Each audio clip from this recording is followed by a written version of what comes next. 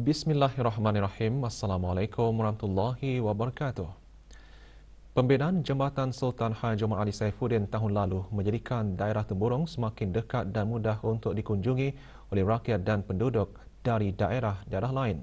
Menteri di Jabatan Perdana Menteri berkata jumlah pengunjung yang keluar masuk sempadan negara juga dijangka meningkat apabila sempadan negara beroperasi seperti biasa setelah tidak ada lagi ancaman COVID-19. Ketika ditemubual dalam rancangan khas Temburong Permata Hijau Negara Brunei Darussalam, Yang Berhormat Datuk Seri Setia Haji Awang Abdul Mukti bin Haji Muhammad Daud selaku pengerusi bersama Autoriti Kemajuan Daerah Temburong AKDT menjelaskan aspek prasarana keselamatan akan ditingkatkan bagi menampung jumlah pengunjung yang dijangka meningkat.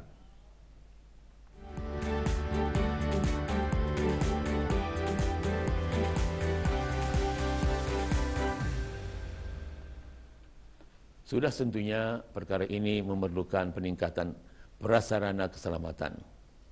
Salah satunya ialah dengan pemasangan CCTV di tempat-tempat strategik bagi menjaga keselamatan dan kesejahteraan orang ramai. Manakala di pos kawalan darat pula, pihak kerajaan telah pun menambah sebanyak 6 buah kaunter baru di pos kawalan Labu, 3 untuk laluan bertolak dan 3 untuk laluan ketibaan. Di samping itu, kaunter untuk kegunaan pemeriksaan penumpang bas pun juga telah siap dibina. Selain daripada itu, peneraju keselamatan juga sedang giat membuat penilaian bagi keperluan penambahan aset polis di daerah Temburong. Dengan adanya penambahbaikan ini, diharapkan kesejahteraan masyarakat akan terus terjaga. Beberapa projek kemajuan telah dapat dilaksanakan dengan lebih cepat sejak pembukaan Jambatan Sultan Haji Omar Ali Saifuddin. Ia bagi memenuhi matlamat jangka pendek untuk menjana peluang-peluang perekonomian dan pekerjaan bagi anak-anak tempatan.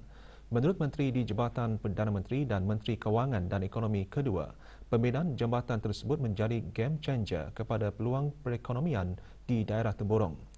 Justru beberapa kawasan telah dikenal pasti bagi merangsang pembangunan ekonomi di daerah Temburong seperti Pekan Bangar yang boleh dijadikan sebagai zon komersial dan pentadbiran.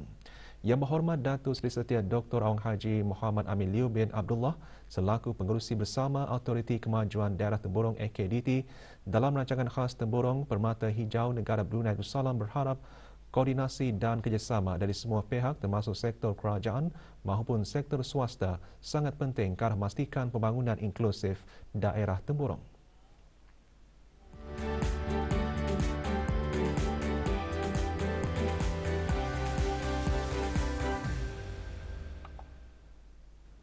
Jadi dalam jangka masa sederhana, AKDT akan meneruskan pembangunan daerah Temburong selaras dengan agenda nasional seperti penlibatannya dalam usaha untuk meningkatkan aktiviti pertanian bagi mencapai food security. AKDT juga sedang meningkatkan usaha untuk membantu perusahaan mikro, kecil dan sederhana ataupun PMKS melalui kerjasama dengan Brunei Darussalam Enterprise ataupun DARE, yang mana PMKS diharapkan akan menggunakan jambatan yang ada untuk memperluaskan pasaran untuk menjangkau pelanggan-pelanggan baru. Bagi perancangan jangka masa panjang, kita perlu bekerjasama untuk memastikan daerah Temburong boleh bersaing dengan negara-negara lain sebagai destinasi utama perancangan yang dapat dinikmati oleh semua orang sambil memelihara alam sekitar yang ada pada masa ini. Pada masa yang sama juga, AKDT juga sedang menerokai peluang pelaburan langsung asing ataupun FDI untuk memajukan kawasan-kawasan yang berpotensi untuk menjadikan taman eko-rekreasi. Setiap hari 6,300 orang meninggal dunia disebabkan kemalangan atau penyakit berkaitan dengan pekerjaan. Lebih 2.3 juta kematian setiap tahun dan 317 juta kemalangan berlaku di tempat kerja dilaporkan setiap tahun, kebanyakannya mengakibatkan ketidakhadiran kerja yang berlanjutan. Menurut Menteri Kesihatan, beban ekonomi dari amalan keselamatan dan kesihatan pekerjaan yang buruk dianggarkan sebanyak 4% dari keluaran dalam negara kasar global setiap tahun. Jika sistem penjagaan kesihatan mempromosi kesihatan dan keselamatan di tempat kerja dan memberikan perkhidmatan kesihatan pekerjaan berkualiti kepada tenaga kerja, pendedahan risiko berkaitan dengan pekerjaan dapat diminimumkan. Berucap semasa sambutan Hari Kesihatan dan Keselamatan Pekerjaan 2021, Yang Berhormat Datuk Seri Setia Dr. Haji Awang Muhammad Isham bin Haji Jaafar berkata, penilaian risiko dan audit adalah dua kaedah yang paling berkesan untuk menilai kepatuhan program kesihatan dan keselamatan pekerjaan. Kaedah tersebut sangat berguna bagi kejayaan dan pencegahan insiden di tempat kerja yang melibatkan kesihatan. Acara diadakan di Pusat Perubatan Jerodong Park JPMC. Yang Berhormat menegaskan dalam konteks COVID-19, Jawatankuasa Kesihatan dan Keselamatan Pekerjaan perlu bekerjasama rapat dengan Kawalan dan Pencegahan Jangkitan IPC. Jawatankuasa IPC akan menetapkan dasar dan prosedur IPC bersesuaian dengan panduan yang dikeluarkan oleh Kementerian Kesihatan. Kedua-dua jawatankuasa perlu sering melakukan penilaian risiko di tempat kerja yang diperkuatkan oleh pandemik COVID-19 dan menilai keberkesanan langkah pencegahan.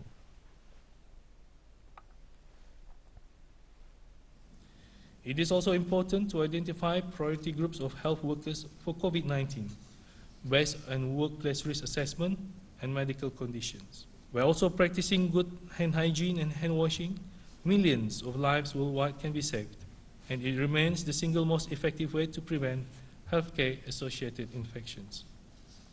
Occupational health and safety committees has an important role to play during this pandemic. With the help of Infection Prevention and Control Committee, I believe the various quality and audit strategies and comprehensive responses to outbreaks will help us to fight this challenge. Hari Sedunia bagi tema keselamatan dan kesihatan di tempat kerja pada tahun ini ditetapkan oleh Pertubuhan Buruh Antarabangsa, iaitu Anticipate, Prepare and Respond to Crisis and Invest Now in Resilient Occupational Health and Safety System. Ini adalah untuk mengetahui kesan yang ditimbulkan oleh pandemik COVID-19 global terhadap kehidupan kerja dan kepentingan membina keberkesanan, berdaya tahan dan kekerja pekerjaan dan keselamatan yang dapat diadaptasi. Acara bertujuan untuk mengadaptasi langkah-langkah pencegahan di tempat kerja bagi memastikan kesihatan masyarakat di semua peringkat yang mana pihak kerajaan, majikan dan para pekerja secara aktif mengambil bahagian dalam memastikan persekitaran di tempat kerja dalam keadaan selamat dan sihat.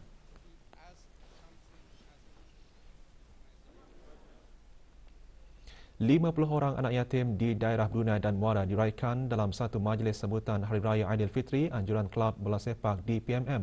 Majlis berlangsung di Restoran Tarindak di Polo, Jerodong.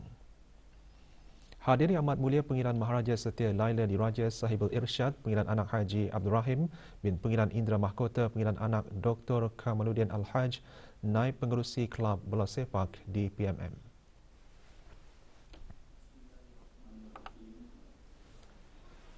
Semasa majlis tersebut, Yang Berhormat Major Jeneral Besara Datuk Paduka Seri Awang Haji Aminuddin Ehsan bin Pihin Orang Kaya Saiful Mulk Datuk Seri Paduka Haji Abidin, Menteri Kebudayaan Belia dan Sukan menyampaikan sumbangan dan hadiah Hari Raya kepada anak-anak yatim.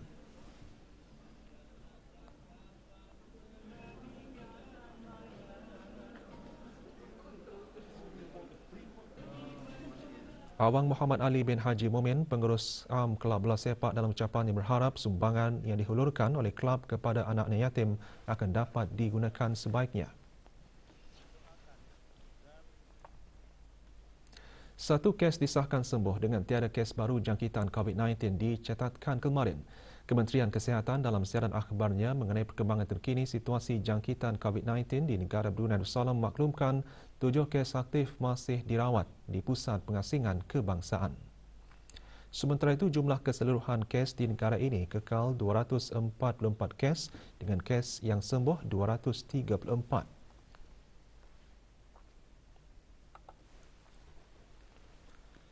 Kes terakhir jangkitan tempatan COVID-19 dilaporkan pada 6 Mei 2020, manakala jumlah kes import sejak kes jangkitan terakhir tempatan dilaporkan sebanyak 103 kes.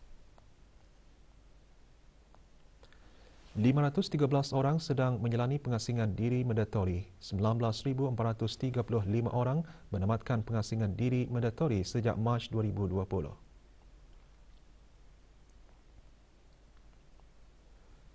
Manakala 781 ujian virus SARS-CoV-2 telah dilaksanakan, menjadikan jumlah keseluruhan ujian makmal yang dijalankan sejak Januari 2020 kepada 131,139 ujian. Maklumat lanjut dan perkembangan terkini layari laman sesawang Kementerian Kesihatan dan Talian Kesihatan 148. Angkatan bersenjata Diraja Brunei mempunyai tugas yang sangat murni dan amat mencabar sama ada Angkatan Tentera Darat, Tentera Laut dan Tentera Udara. Mereka memainkan peranan masing-masing dalam menjaga keselamatan dan sempadan negara daripada pencerobohan dan daripada sebarang anasir yang menggugat keamanan dan kedaulatan negara. Tugas tentera menjaga dan pertahankan negara adalah mulia dan ia bukanlah satu tugas yang mudah, akan tetapi mempunyai banyak risiko dan berat tanggungjawabnya. Oleh yang demikian, setiap anggota tentera yang menggalas dan menjalankan tugasnya dengan penuh amanah dan penuh dedikasi sangatlah disanjung tinggi dan dihargai. Apa yang lebih penting, tugas yang mereka pikul sangat besar ganjarannya, apatah lagi jika disertai dengan niat yang ikhlas kerana Allah Subhanahu Wa Taala. Perkara tersebut antara intipati khutbah Jumaat bertajuk Mempertahankan Negara, Tugas Mulia. Kekuatan dan kehebatan sesebuah pasukan tentera itu tidaklah memadai dengan memiliki peralatan moden dan senjata canggih semata-mata. Akan tetapi yang lebih utama juga ialah daya kepimpinan bijaksana yang berteraskan iman dan takwa kehadrat Allah Subhanahu wa taala. Sesungguhnya kekuatan iman dan takwa itu amat penting bagi sesebuah pasukan tentera. Ini kerana sejarah telah membuktikan bahawa kekuatan dan kemenangan sebenar tentera Islam itu bukan saja terletak pada keramaian tentera dan kecanggihan peralatan perang, akan tetapi ia juga berpunca dari kekuatan iman, taat dan setia kepada ketua ataupun pemerintah dan berjuang dengan ciri-ciri khas yang disebutkan ini adalah selaras dengan 4 nilai teras Angkatan Bersenjata Diraja Brunei, iaitu profesional, setia, berani dan takwa dan ikhlas semata-mata kerana Allah Subhanahu wa taala. Kira-kira 50 pelajar beasiswa dan pembiayaan sendiri untuk melanjutkan pengajian ke Amerika Syarikat menghadiri majlis sesi suai kenal anjuran Kedutaan Amerika Syarikat di negara Brunei Darussalam. Majlis diadakan di sebuah hotel di Kampung Anggrek Desa. Dalam ucap tama, Puan Emily Fleckner, kuasa usaha Kedutaan Amerika Syarikat di negara ini berkata, pada tahun ini, para pelajar dari Brunei Darussalam telah diterima meneruskan pengajian di beberapa buah institusi terkemuka di seluruh Amerika Syarikat. Dan menyedari cabaran serius yang dicetuskan oleh wabak pandemik COVID-19 di universiti, diharap para pelajar antarabangsa masih dapat melakukannya.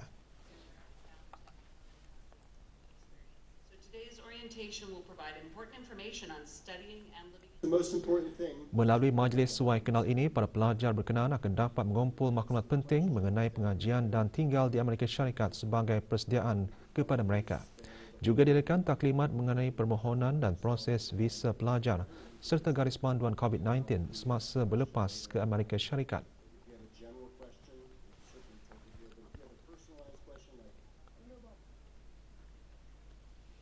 Orang ramai masih berpeluang mengunjungi pameran Heart of Islam yang dibukakan sehingga esok.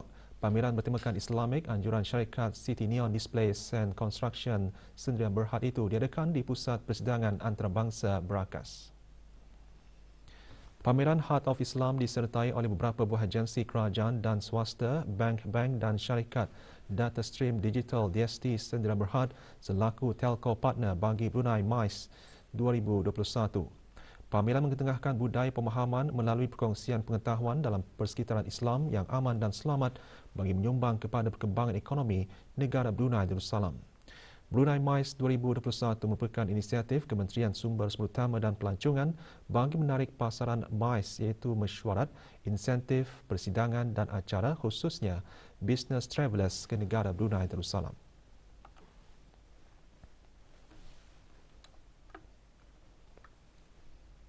Jabatan Perancangan Ekonomi dan Statistik JPS Kementerian Kewangan dan Ekonomi akan meneruskan klinik e-sensus bagi banci penduduk dan perumahan BPP di beberapa buah kementerian.